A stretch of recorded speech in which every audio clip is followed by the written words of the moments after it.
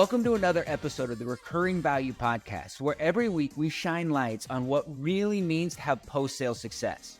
We're talking with industry experts, CS managers, onboarding specialists, and CEOs. We need to have the right team in our corner because we understand that recurring revenue requires recurring value. I'm your host, Brett Sear, CEO and co-founder of AdoptIQ. At AdoptIQ, we believe that B2B SaaS shouldn't operate in a transactional model where dollars come at the end. The reality is, because recurring revenue is what it is, we need to have much more support as we did for the dynamic post-sale support. That's why we're doing this podcast, to learn from the smartest people in the space and to grow our businesses. Today, we have the pleasure of hosting Yaakov Carno, a distinguished expert in the realm of SaaS and onboarding and product-led growth. Yaakov is dedicated to helping SaaS companies increase their self-serve activation and retention, sharing his invaluable lessons and the things he learned along the way. Yaakov's journey marked with his extensive experience in advising SaaS companies and optimizing their onboarding process to ensure the new way to signups convert into loyal paying customers. He's the CEO of Valubyl, where he's committed to driving growth and efficiency through innovative onboarding strategies. In this episode, we'll delve deep into the intricacies of onboarding, exploring how efficient onboarding can be a game changer for SaaS companies, from identifying the common pitfalls to identifying best practices. Yaakov will share his insights and how he created seamless onboarding experiences that not only retain, but boost their satisfaction engagement. Yeah, Yaakov, it's great to have you with us today. I'm really, really excited. So thank you for taking the time. Yeah, thank you for having me on the show. I'm super excited for this conversation. And yeah, awesome. Well, it's always sort of the, how we always have to do this is sort of start. If you can give us a little bit of a background of who you are, what you're working on, and that will sort of get into the conversation. Awesome. Sounds great. So my name is Yaakov. I'm originally from South Africa, and I moved to Israel 7 years ago. And that's where I kind of joined into the tech world. There's an incredible startup experience here. And I actually started my journey in tech in sales. I was an SDR. I was hired as the first sales hire for 2 early stage SaaS companies. And that's where I got to learn the ins and outs of, building an acquisition funnel for SaaS and seeing the entire journey. But there was a point where one of the products that we were working on had a side product that was just a freemium. It didn't even have a paid version. And we started to get a lot of traction there, thousands of signups. And we decided that we were going to completely focus on transforming that and using a product-led growth model to add a paid tier and try to actually connect the dots to our other product. So at that point, we cut sales completely. So it was the choice of I'm either out of a job or I can join as a product-led growth analyst. It was a data analyst. It was something in between support, engineering, in between product, just kind of doing a bit of everything, as is what happens at early stage startups. But it was really an incredible experience that everyone in the company had this shared learning mindset that we were going to become experts in this strategy.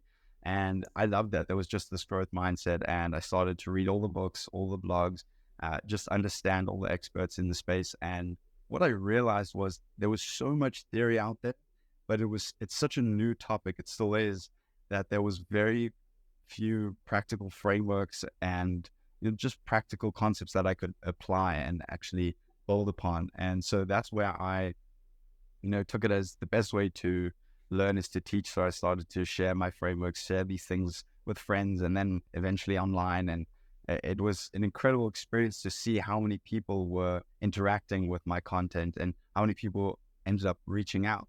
And at that point, I had no intention of becoming an advisor or starting my own agency, but it kind of had this organic progression that led me to see there was so many people that needed help with this. And the simple advice that I was giving them and being able to just practicalize all these theories made it really powerful for them to actually benefit from product-led growth and all these ideas in onboarding, in retention, in activation. And so that's where I doubled down and decided I'm going all in. And about 16 months ago, I started Valubyl. And since then, I worked with 13 different SaaS companies across 9 different countries, and really had an incredible opportunity to see the ins and outs of so many different products and really run so many experiments to see what works, what doesn't. And I'm still just learning and having fun on that journey, working with incredible teams and having fun along the way. Awesome. Well, it's exciting, it's always fun to see people sort of pivot and find something that triggers, and then you sort of pull that string, and there's a whole new world that's there. And I love the fact that you talked about experiments, because we're gonna get into that in a little bit in terms of that stuff. But I want to sort of start. I have a tendency of poking the bear and sort of having some fun here. So you've 13 companies, and you position yourself as PLG, like in terms of that, right? And there's this sort of like, two sides of this. Is it PLG? Is it SLG? Like, is there sales motion? Or is this, like, is that a hardline PLG, or are we talking about how do you put the user in the center of their learning, and PLG happens to do that more, but all of us want to automate resources? Like, how do you feel about that? Is it like everything should be a PLG and nothing else, or is it just a way to describe the self-serve site? I like that you use the word self-serve there at the end, because that's where I would differentiate. And I actually wrote a post about this yesterday, saying that it really isn't only free products or products that offer a free trial that can leverage product-led growth. It's any self-serve product, and product-led growth is essentially just about leveraging your product value in a way that can not necessarily get rid of the other departments, but supercharge their efforts. And so in that sense, it's looking at the product experience in a holistic way of, how can we leverage each step of the way and the actual product value to make it easier for the product to sell itself. And when I say sell itself, there's so much that goes in behind that. And that's where having sales, CS, marketing, and their inputs involved is what really makes it a complete experience. But ultimately, most people hear PLG and they think something to do with free. And the majority of the time, there is that low barrier to entry. But another form of low barrier to entry could be a smaller package. If there's something, people purchase things all the time online and spend thousands of dollars. It's not like no one will pay for your product if they can't get it for free. That it's a normal thing. But at the same time, there is a limitation of how much someone would spend on a company tool or a business tool without having some sort of experience of it or interaction with sales. But I think people should be more open, even if they don't have a free product or free trial, to look at product-led growth as something they have to instill in their mindset for the company and the company strategy as a whole. Yeah, I mean, so in watching your work, because I follow it on LinkedIn, and it's really, really clean, and it sounds like, and the way I've taken away from this is, because for our models, like, we work with PLG companies, we work with SLG companies. I found that the more complex the software is, the more support, the more sort of those things come in. But all of us have to onboard someone. All of us have to be able to get someone to log in. They've got to be able to get to value, even if it's the most complex, right? It's where are those pieces? And so having the ability to frame what success and where are those processes is what I get a lot from the work that you do, is being able to identify those, give language to it, and then direct people to it. Is that a fair sort of assessment of how you think about it? Yeah, exactly. If you look at the spectrum like that of, complete simplicity, where they can, it's completely self-servable. They can sign up on their own, completely adopt the product value, and ultimately pay and even expand on their own. That's the one side. And then the other extreme is a product that's so complex that they won't even know how to do the first integration without needing someone to actually walk them through it. But even there, looking at each stage of the journey and thinking, well, how can we make this simpler when we don't have the need for a human touch point? That product-led mindset and product-led improvements can be in any product. Absolutely. Okay, so let's sort of get into the trenches of this, because this is my goal for all of these calls and this podcast is really for somebody to be able to get something, be like, oh, I can go try that, or oh, I shouldn't do that. So if you think about, like, if someone's looking at their product and they're like, okay, I want to start, like, what are some questions? What are some sort of basic things that can start the conversation on how they should think about the activation process for their products? Yeah, well, I think the basis of all of these questions start in how much you understand your users. Everyone likes to look at the end result and what's going to change in the user interface and the user experience, but so few want to really invest the time in just actually speaking to users and walking them through, going through the data, watching them, how they interact with these with their product. And I think the first thing that everyone should do is first have a realistic expectation from who their customer base is, of how they want to interact with their product. And before anything, stop thinking through the lens of the product. Think about, who are they? What do they need? And, in context of the activation journey, in a course that I created called the Product-Led Onboarding OS, I break it down into 3 parts. And the first part is understanding what your users want and need. And that's where I tell you, completely forget about the product. Don't think about how we're going to change the product experience to match this, because you want to be thinking through their lens and not through the lens of, what features we can introduce. And to answer your question of like, what's the things that, come up and, it's like, I shouldn't have done that, is when I used to think through, let's try get them into the product as quick as possible. And let's try, everything gets filtered through that lens, and it filters into even the language. And so an interesting experiment we once ran was, we asked, and this is something I promote to all the companies I work with, to ask them questions during the onboarding, to profile them, to understand what they're trying to achieve. It's critical for activation. But one of the biggest mistakes that I made in certain experiments was phrasing it or positioning it through the lens of the product. And so you're asking someone who's never interacted with your product what they want to do in it, and you're asking them to choose different features or these kind of things. They have no idea what's going on. Whereas the opposite of that would be really asking questions that reveal their job to be done, reveal what their desired outcome is and what they would like to experience. And our work as product thinkers is to connect the dots there and say, well, how do we connect their variables to what product experience they need to have? And they need to see that through their lens. And so I think the first point is always make sure you're thinking through the lens of the user and not through the lens of the product. That's awesome. That's really, really, really clear and helpful. One of the questions, and you're probably the best person for me to ask, because I'm a big believer in we all have opinions and points of view here. Today's world, there's so much social selling. And so everything's driven in why. And you even talked about it, like, what are the outcomes? And we, like, all the blog posts and all the podcasts and all the LinkedIn, everything there's so much why in storytelling to get the buyer. And then the user, whether they're the buyer or not, ends up on a dashboard and they're sitting inside the product.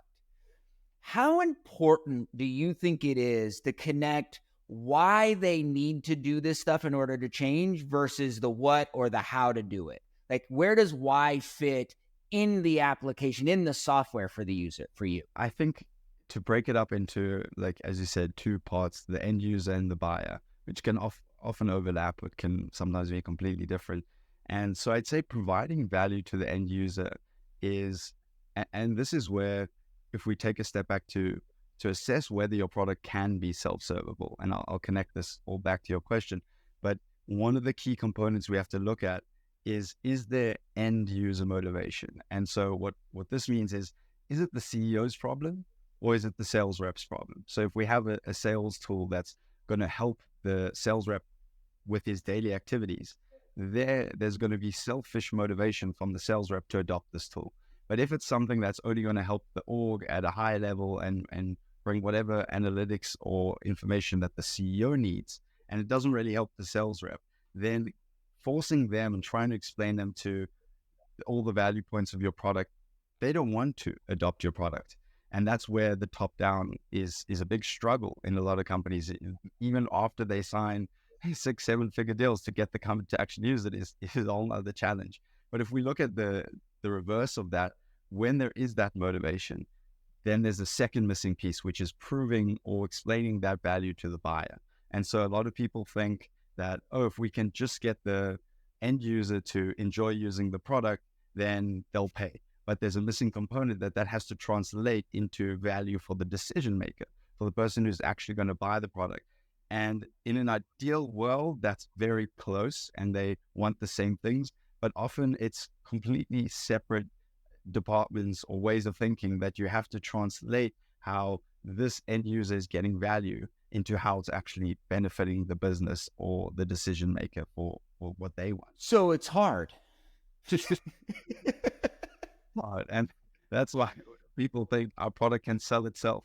Well, if you want a product to sell itself, then it has to replace or at least support the functionality and roles and responsibility of sales reps, of CS reps, of account executives, of relationship builders, all those steps in the process. And so in an ideal world, that can be done, but it's very hard. Just like selling is very hard. But ultimately, it's actually the same way of thinking, but asking your product to do that for you. It makes a lot of sense. And it's an investment. You can I can imagine the level of buy-in of, okay, it has to be an organizational approach, even if it's a sales-led support system, right? There's all the talk of AI right now. And I always laugh's a weird word, but I get into conversations with people and there seems to be people on two sides of the camp. They're either like, oh my gosh, this is going to make my life better, I'm going to study and practice it. Or, oh my gosh, this is going to replace me, I'm going to put my head in the sand and I'm going to try to ignore it. And you're like, okay, it's not going away. Let's figure out how to take advantage of it and let's make your life better and let's grow and expand, leverage every tool imaginable, which is what you're talking about. But if people are threat-based, everything you're doing is sort of thinking like you're taking their job from them. Yeah, and I think it's very interesting that this same pattern happened before AI became the buzzword. Originally, when PLG was the buzzword, salespeople were saying, oh, product-led growth is going to replace all SDRs and all these kind of things. And in a certain way, that's true, because if we look at how any industry evolves, we went from manual labor for every single part of the process to then having factories and machines and softwares. And so ultimately, there's always going to be things that evolve, but it's not a replacement. It's just you have to adapt and go with what's the market is presenting and what people need and what access we have, the different tools and functionalities. And so with product-led growth with AI, it's less about, is it going to replace sales? Is it going to replace these lower things? It's about how do we adapt those models. And SDRs coupled with product-led growth is incredible. When SDRs have access and are educated on how to leverage product insights and product data, which is what a lot of tools are using, a tool like Focus, for example, which is that they're focused on actually leveraging product data to help sales and help revenue teams. And that's the way it's going to have to evolve. And so it's less about replacing, more about evolving. Yep, that's perfect. And that sort of leads into the next, one of the questions is, from what future trends do you see, right? You're positioning yourself in the market. You're really sort of getting out there and trying to beat this drum on importance, right? So the thought leadership space sort of comes in. So what the things you think about and talk about are going to drive attention. Where do you think the trends are going over the next 3 to 5 years in this space? I think the one word that I hope is the trend is personalization. And so I think whether it's leveraging AI, whether it's leveraging a million different other ways to do it, but it's going to become scary how much a product can adapt to what you want it to do. And I think the flexibility of how we can do that with personalized data and just understanding certain interactions, it will become so possible to hit the nail on the head for so many different personas coming into the same product, but really just personalizing the experience for each of them. And that's what I hope, because the companies that are doing this well are seeing incredible results. And in the beginning, I was a lot more naive than I am now about how hard it is to actually personalize things in a way that adds value and not just adds more things. And so hopefully with the amount of data that we have and AI and all these kind of things, we'll be able to have that personalization on a level that's really pleasant to use. Yeah. Well, that's the goal. I mean, that's literally what we're trying to solve and build with Adopt.IQ, is really the ability to turn on user layers rather than having the software company send them all this stuff. Imagine the user being like, oh, I care about onboarding, and they could turn on that support layer that lays over it so they could actually activate for their needs. So everything sort of driving that personalization. I think a lot about it like GPS, right? I don't need to, if I'm driving, I'm in Austin. If I'm driving from Austin to Dallas, I don't actually need to study the roads. I got to turn on the map and then follow it, right? 80% of software users shouldn't learn how to use software. They should be able to execute. And if they can execute consistently enough, they're going to end up learning. I think one of the breakdowns is when we want them to learn it, we're like, you're going to spend in a bunch of time to learn something you do twice a year. That's lost calendar that's never coming back. So, yeah, 100% agree. Yeah. So that's what we're doing. So, just sort of, and this has been fantastic. I always have to be careful. Like, I really want to keep this sort of short, but I love talking about this stuff. So I want to sort of end with 3 sort of rapid fire questions. And we'll finish up with them. One, if you were sitting down with a CEO and you were introducing the premise of like this post-sale success, what they should do after the revenue handoff to be able to prioritize and expand in a recurring revenue model, what's one piece of advice you would give them? Prioritize reliable product data so that you can actually have a realistic view of what the user is doing and where you need to help them. Awesome. This one, no, everyone gets mad at me that it's in the rapid fire, but I put it here for a reason. Who should own onboarding tours and feature rollout? Should it be product, onboarding, CS, marketing? Who should own that? Yeah, I'm going to steal this one from someone else because I think he just articulated it really well. But it was from a video, I think from 2018, Casey Winters explaining about onboarding. And he really just simplifies it into that. Don't think that this is one, it's not product or marketing or sales. It has to be a collaborative team, and they all have to help with their different inputs and explain how they're going to be affecting the different parts of the funnel. So I'd say it needs an onboarding team, and this depends on the resources, but ultimately if you do have them, there should be one person from sales, one person for marketing, one product designer, an engineer, a marketer, people that can actually create that holistic experience. And they should own everything from, signing up, but some would say even pre-sign up, but we won't get into that. But signing up until the person has activated and activated in the sense that they're actually starting to move into adoption. Makes sense. So you answered and didn't, but I get it, right? It is complicated. And that's the goal, is to let people know that this is complicated, but it's worth the discussions. The last one is, and this is always weird because I talk to people in tech all the time, but do you consider yourself a techie? Do you like software? I guess I have different parts to myself. On one hand, I could just live in the mountains without a phone, without any technology, just me and my guitar and my family with a simple life. And on the other hand, I love it. I can just dive into tech all day. And so I'd say both. Am I a techie? Maybe by day. Awesome. So we've got last time, as we wrap this up, the last segment is I want people to be able to know where they can follow you. The work you're doing is fantastic. Whether you're a CEO and a founder that's starting to look at this, or you're running teams, being able to have some expertise and just another point of view is fantastic. So can you let people know where they can find you, what you're working on, any new projects that are coming up? And we'll put all the information in the show notes, but I wanted to hear from you. Yeah, for sure. Thank you for that. Most consistently, I'm posting on LinkedIn.